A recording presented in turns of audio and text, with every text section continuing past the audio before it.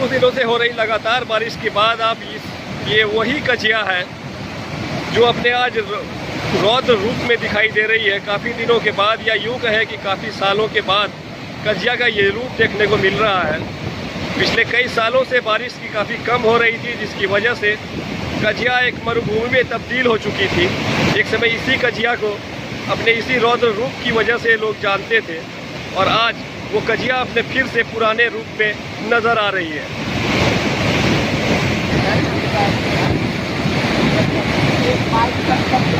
कई सालों के बाद कजिया जो इस रूप में नज़र आ रही है, उसे लोग अपने मोबाइल में भी कैद कर रहे हैं, सेल्फी भी ले रहे हैं। क्योंकि जो युवा पीढ़ी आप देख रहे हैं सामने, हो सकता है ये पहली बार इस रूप को देख रही हो।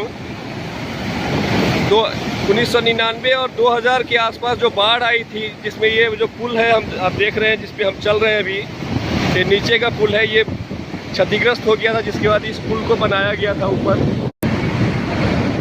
अब अगर यहाँ से देखें तो ये जो पहले पुराना जो पुल है, वो लगभग पानी काफ़ी ऊपर सट चुका है। 1.5-2 फीट का फासला रहा होगा इस पुल को पार करने में।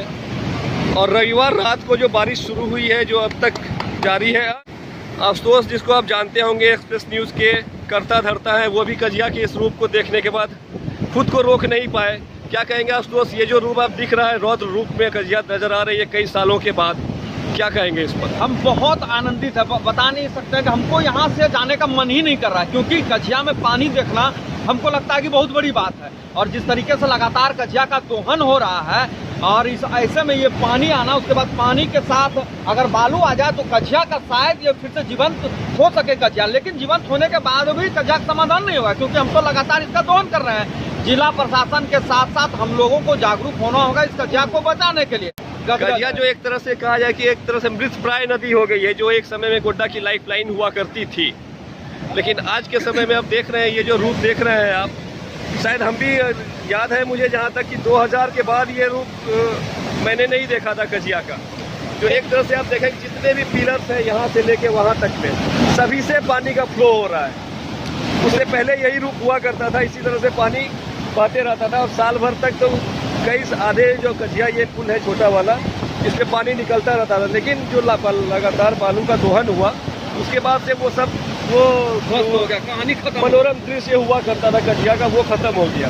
लेकिन एक बार ये फिर प्रकृति ने हमें मौका दिया है कि हमें बचा सकते हो तो बचा लो। लेकिन हमें नहीं लगता है कि हम लोग सुधरेंगे। हम लोग सुधरे ना सुधरे, लेकिन इस पर जिला प्रशासन की भी बहुत बड़ी जिम्मेदारी होती है कि हमें सुधारने के लिए जिला प्रशासन है। लेकिन ऐसा कुछ होता नहीं है। आप देख सकते हैं कि इस कजिया को देखने के लोग दूर दूर से पहुंच रहे हैं। शायद इस तरह की का दृश्य कई वर्षों के बाद देखने को मिल रहा है। और खास करके सबसे बड़ी बात है कि कजिया के पुल को जो पानी छू रहा है, ये बड़ी बात है, क्योंकि कई अरसों के बाद जो इस तरीके से कजिया के पुल को हम पानी छूते हुए देख रहे हैं।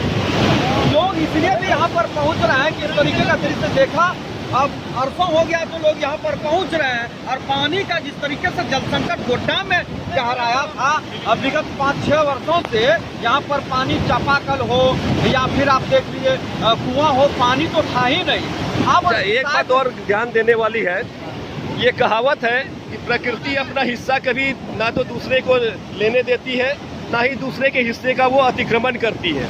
लेकिन आप अगर इधर आ जाइए, सामने देखिए तो ये जो घर बने हुए हैं, कई ऐसे हैं जो कि अतिक्रमण करके बनाए गए हैं। नदी के बेल्ट में वो अपना घर बनाए हुए हैं, वहाँ पे रह रहे हैं। लेकिन आज जो आप देख रहे हैं, नदी पूरे घर के बीच से होकर बह रही है।